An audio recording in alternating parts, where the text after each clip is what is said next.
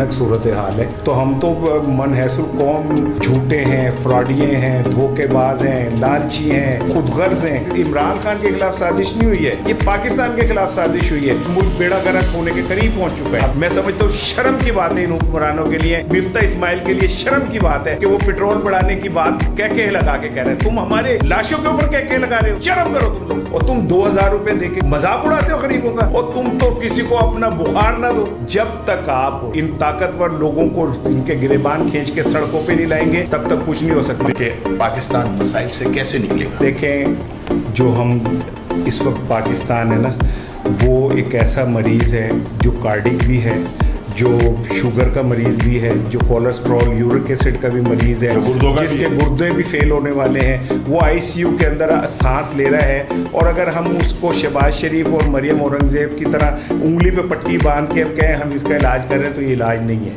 एक तवील जराही और बेरहम जराही की ज़रूरत है, जिसमें जितनी मर्जी खून बह जाए। मैं को वो नहीं कह रहा, लेकिन जब तक आप इन ताकतवर लोगों को इनके गिरेबान खींच के सड़कों पे नहीं लाएंगे, इनके हलकूम में से, इनके पेट में से, इनकी तिजोरियों में से वो हराम का पैसा नहीं निकालेंगे जो हो सकता है, बिल्कुल हो सकता है। जिस ट्रैक पे हम चल रहे हैं, इस ट्रैक का इख्तिताम दिवाली का जो श्रीलंका के अंदर किया लोगों ने वही हो। नहीं, श्रीलंका ने कुछ भी नहीं किया।